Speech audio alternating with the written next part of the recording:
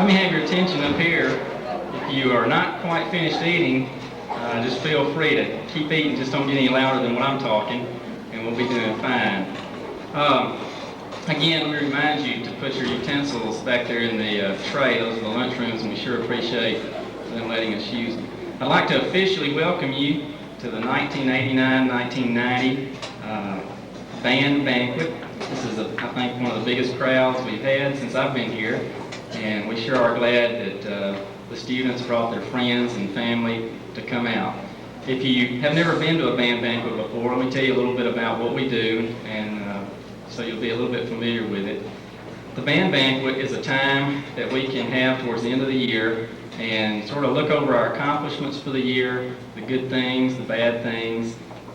We have some awards to give certain students, and so it's really a time that we can sort of pat each other on the back and hopefully tell each other we've done a good job. And it's a time that this will be the last time that the seniors will be with us as far as a banquet. So it's a time that we can look back on their band careers and look to the future. Right now I'd like to introduce our panel up here. These are our guests and band officers, and I'll begin on this side. On my left is our band club president, Ms. Debbie Scott, and her husband.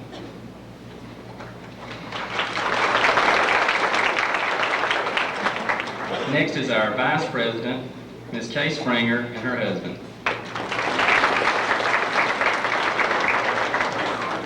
Next is our secretary, Ms. Beth Cavin, and her husband.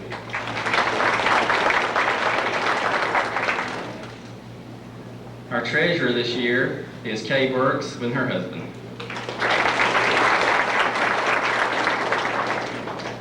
On our Ways and Means Committee is Pam Ellis and Ron Ellis, and Myra and J.C. Thigpen. And they've done a wonderful job for us this year. On my right, on the end, is someone that looks familiar probably to most of the band students. This gentleman did his student teaching with us last semester, and we sure are glad to have him back with us. This is Joe Brannon and his fiancee, Kim Shinnefield.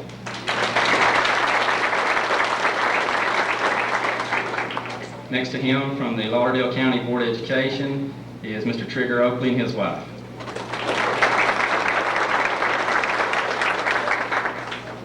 And seated next to them is our head football coach here at Rogers, Mr. Brannon and his wife.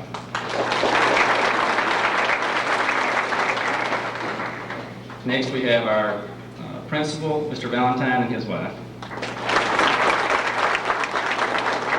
And seated next to them is my lovely bride, Renee.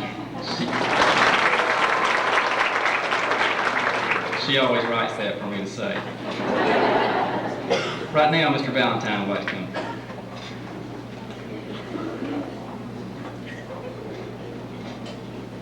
I just want to welcome everyone here on behalf of the school tonight. It's always a pleasure for us to come to the band banquet because we know we're going to have a good time and see a lot of folks that are deserving and will receive some awards tonight. We want to compliment, first of all, the band for doing an excellent job again this year. It's never a question of if they're going to do a good job. It's just how superior, and I'm about to learn what's a 1 and a 2 and a 3. I just ask, is that the best you can get? And I'm always told that is, and so I'm satisfied with that. I'm not real sure I understand the 1s and the 2s and the 3s on those, but I know you're excited when you do get 1s. Also, we want to thank the band parents for supporting our youngsters, our young people there. Without your support, there's no way that we could have the band organization that we have, so we do appreciate that. I also want to say that I appreciate the cooperation that I get from the band officers and from the band members, band parent members, because it is a pleasure to work with them. And then extend my appreciation to Mr. McCombs, and especially to Ms. McCombs for keeps Mr. McCombs in line.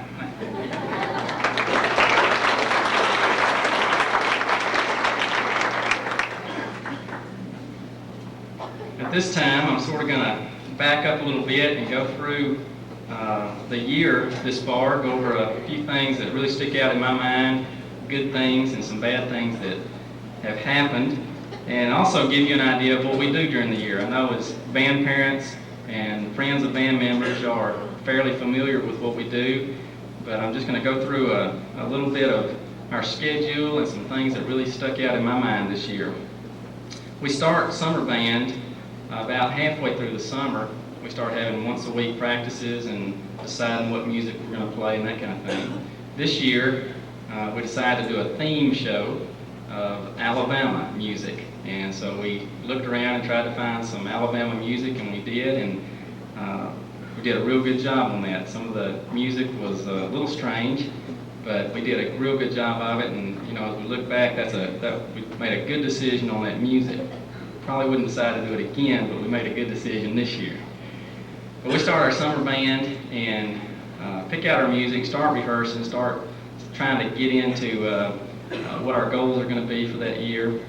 And this year we had some excitement about middle way through some of our practices. We had some band members who were involved in an accident, and so that sort of changed the way things were. It was some of our percussion members and one of our flag members, and so we had to back up and change a few things, and but they turned out just fine, and with our prayers and your prayers, they did great.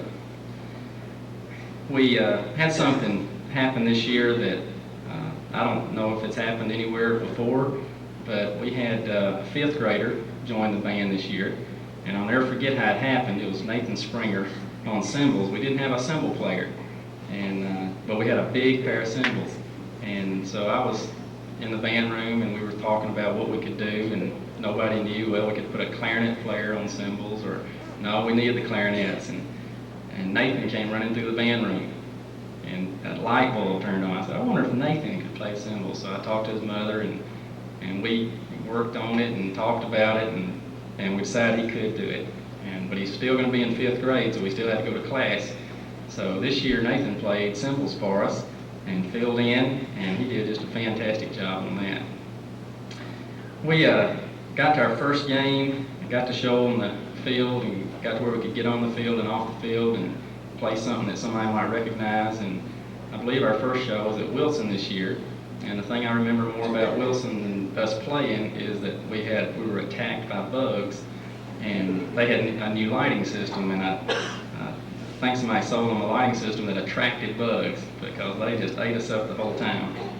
But we played that game, and then we made some good changes in the show, and the next couple of weeks were spent working on that show and fixing it and changing it and rechanging it and working on things.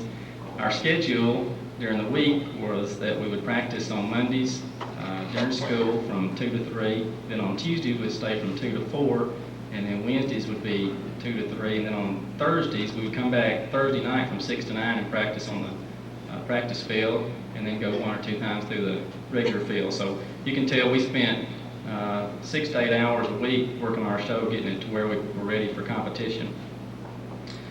We kept changing and fixing things, and our show this year featured our tuba player at the very beginning, Mr. Jared Putman. And in the summer when I picked out the music, I said, now, Jared, what do you think about you starting our halftime show? And he goes, that'd be fine. He said, you mean just me? And I said, yeah, you by yourself, a tuba solo right at the beginning. And he was kind of hesitant, but he did a great job all year long. He only missed one game, I think, from sickness, and our trombone section filled in for me. And Jason did a great job that night.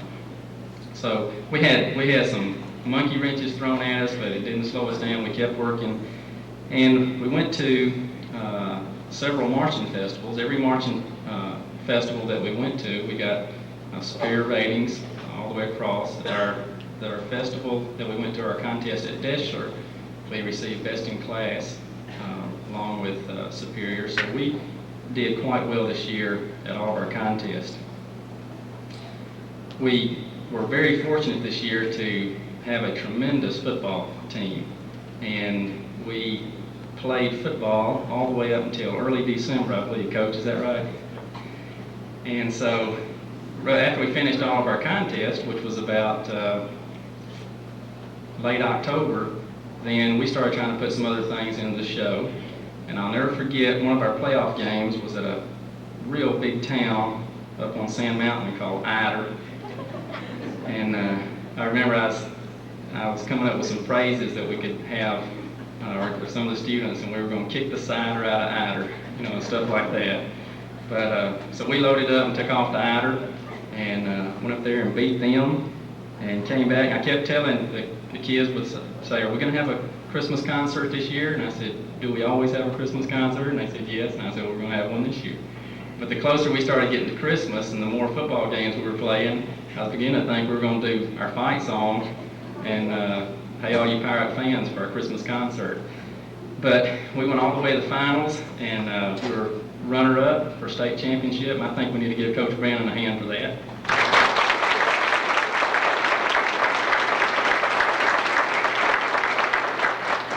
That was a tremendous football season, and hopefully we'll play even one more game next year. I'm looking forward to that.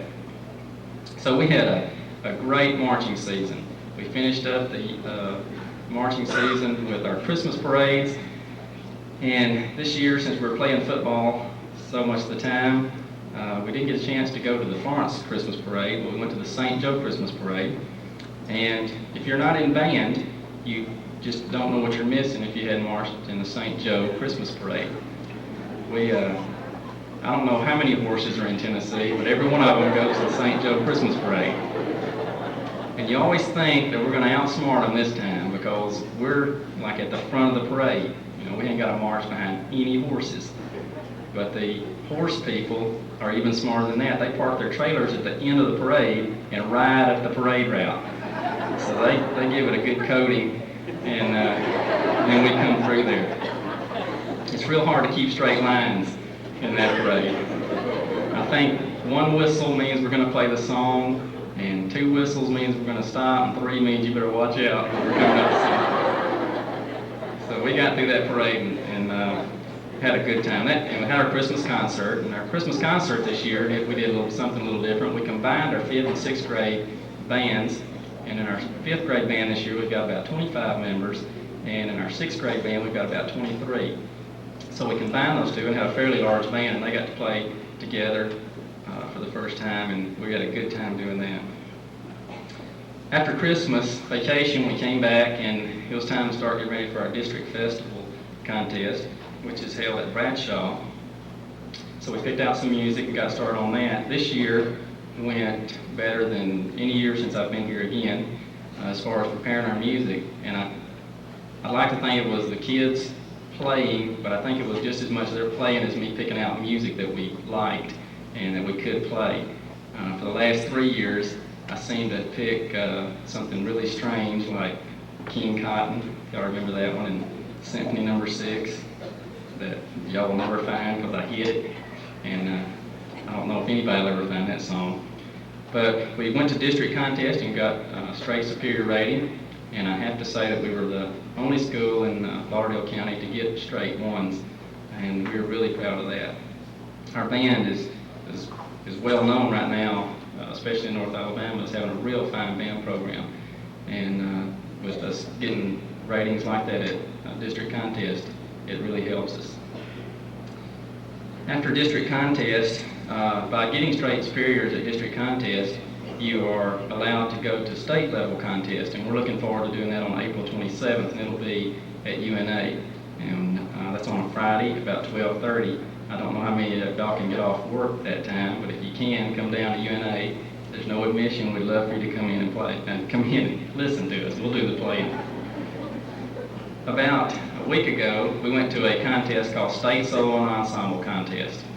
And State Solo and Ensemble Contest is one in which the students, the only thing that they've got to do is prepare a solo, or an ensemble is just more than one person, like a duet or a trio is considered an ensemble. So they work up their solo or duet or trio, go in and play for a judge, and the judges are band directors from all over Alabama. And they play for the judge, and if the judge thinks they did the best job that could be done on that music for their age and how many years they've been playing, then they give them a superior rating.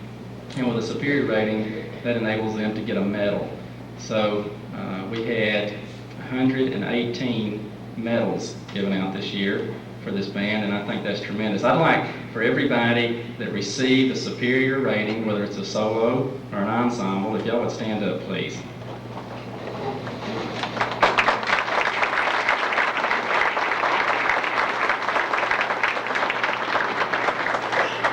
That is really tremendous. Our jazz band also went down to solo ensemble. We competed with the jazz band competition, and we got a straight superior rating too, or an overall, and we're real pleased with that. Our jazz band, as you know, we've been playing for about 3 years, and every year we do a Christmas tour, what we call a Christmas tour, and usually we go around to the local nursing homes and play and try to go to the Board of Education and the mall. And this year we went to the Board of Education. That was our first stop. I called about a week before and told them we were coming, and they said they'd be ready for us. So we pulled up in the parking lot and got out, and I went in, and she said, "Oh no, I forgot all about y'all coming." They had some kind of big meeting planned with State Department and all that kind of thing. And she said, "Well," I said, "we'll play anywhere, in the parking lot, in the lobby, not the bathroom, but anywhere, in the halls." And she said, "Well, we've got a room back here, that's our computer room, and you know, if y'all can set up in it, y'all can play in it." So I said, "No problem." So that's my saying, no problem.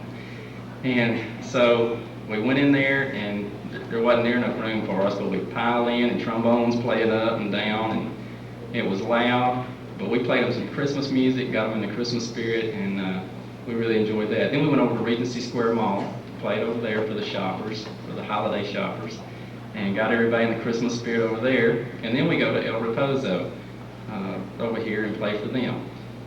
And the room that they have us playing in is about 20 by 30, maybe, if you can imagine it. It's about as big as the bathroom, or a little bigger.